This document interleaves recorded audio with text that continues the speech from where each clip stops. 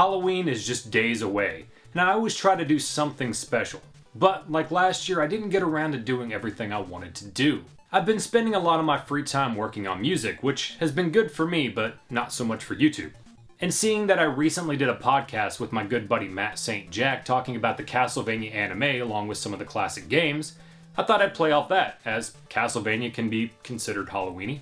Now, I wouldn't necessarily consider myself a fan of Castlevania as a series. I absolutely loved the first Castlevania. Matter of fact, I even learned to speedrun it. Never had a successful run though, but it was fun to learn. Castlevania 2 though, not so much. Is the game itself bad? Well, perhaps not. But the cryptic nature of the game really doesn't help, which is why I played it with a guide. Sue me. Castlevania 3, while I do appreciate them going back to the original formula, I find the difficulty in this game extremely cheap and perhaps a bit too punishing at times. I do like that there's additional characters to play as, and even some branching paths that you can take, but I really have no desire to go back and play through this game again.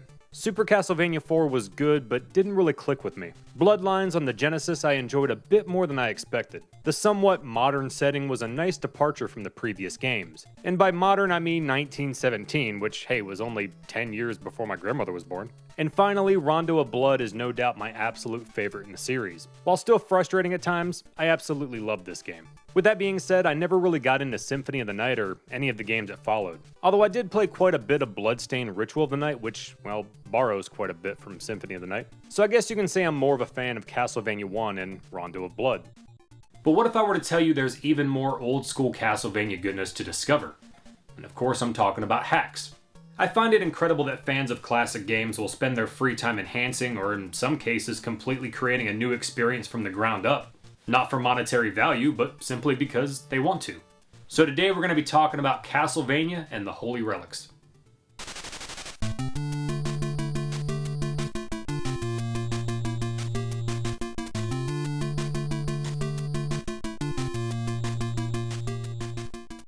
There's a couple things that set this apart from other Castlevanias. For one, the game isn't linear per se, as you're given the option to pick the stage you want to play. After deciding that, you're given the option to pick a relic that will help you on your journey, which we'll talk more about later on. We're just going to play each stage in order. Starting off in Dennis Woods, which I believe is based off an area in Simon's Quest, you'll quickly notice what sets this apart from the mainline games, and that's the fact you have a lot more control over your jump. Hell, you can even control knockback from enemies, giving you the chance to prevent yourself from falling into a pit. This no doubt makes the game significantly easier. While I appreciate this feature, I could see this being somewhat polarizing for the fans of the classic games. Anyway, you need to find a key in order to progress to the next area of the level. You can find these keys typically in blue candles. However, they may just randomly spawn from regular candles or even enemies, I believe at times. I like the look of this stage, especially the color palette on these trees at the start. The boss is a giant spider that you can easily dispatch using what I assume is an axe. Without the axe though, this boss can be a pain in the ass. Of course, like other Castlevania games, you can pick up sub-weapons that'll aid on your adventure. And with each boss you defeat, you acquire one of the 7 holy relics.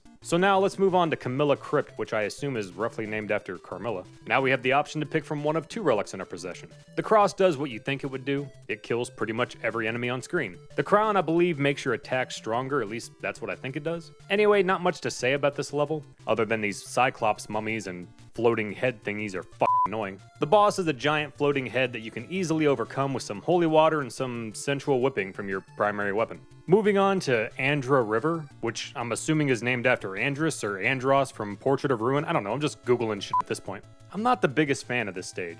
You need to do some careful platforming to make your way to the end just to get the key to open the door at the very start. I do gotta highlight these fish that blow bubbles, which I find amusing for some reason. Anyway, the boss here is a water dragon of sorts. He's actually pretty easy without having to resort to a sub-weapon or one of the relics. Moving on to Deborah Cliff, which I believe is another reference to Simon's Quest. Oh, I also forgot to mention why your sub-weapon is powered by red hearts for some fucking reason. Never understood that in the original games. The holy relics are powered by blue hearts. Everyone following along? Good. Speaking of holy relics, I'm not entirely sure what this is. A globe or something? Well, whatever it is, it can be rather useful as it slows down on-screen enemies. This time you'll face off against Death, who is no doubt one of the trickier bosses so far. But you can easily nerf this fight by using the globe or whatever this thing is to slow him down and then Devo his ass. That was a reference to the song Whip It. Listen, I never claimed to be good at this. Be careful though, because his scythes? That's not a fun plural word to say. Will remain on screen once you've defeated him and they can still harm you. Next up, Temnida Tower.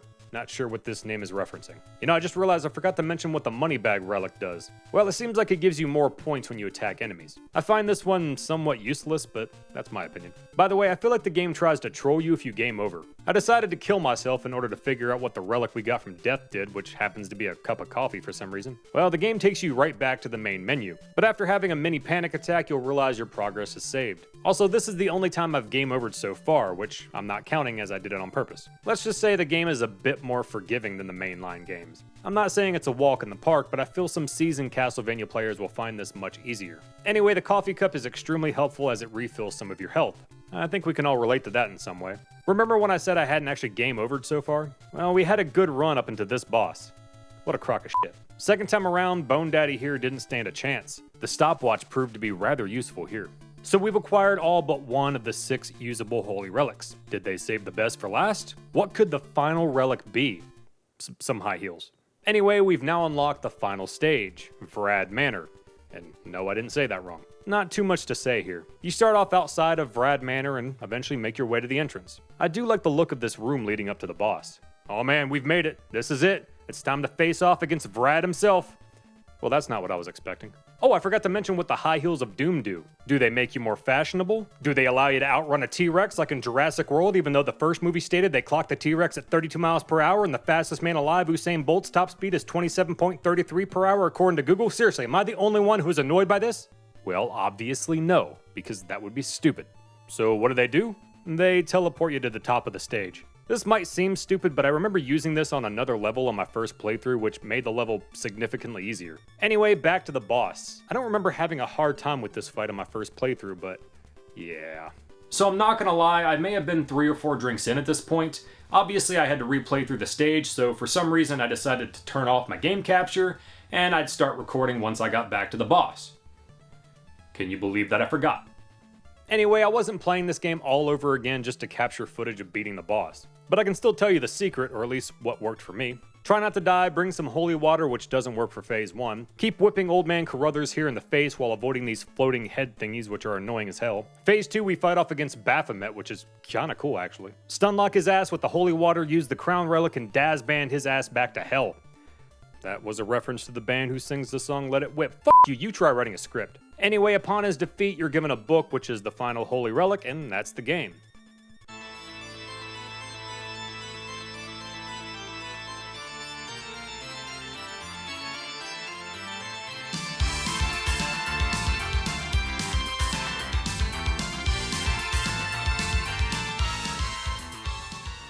So what are my final thoughts? It's a pretty cool game overall. As I mentioned before, seasoned Castlevania players will more than likely find the game to be a bit on the easy side. Not only being able to control your jump, but some of the relics can really nerf a level or even a boss for that matter. But not using the relics can definitely provide an additional challenge. Again, I'm not saying it's a walk in the park, but a bit more of a casual experience, and I kind of enjoyed that. The level design and the bosses are well done, and you could be forgiven thinking this was some sort of long-lost, forgotten mainline Castlevania game. I'd highly recommend giving it a chance. If you're interested, you can find it on romhacking.net along with a plethora of other Castlevania hacks. And hey, it's technically free, so what do you have to lose?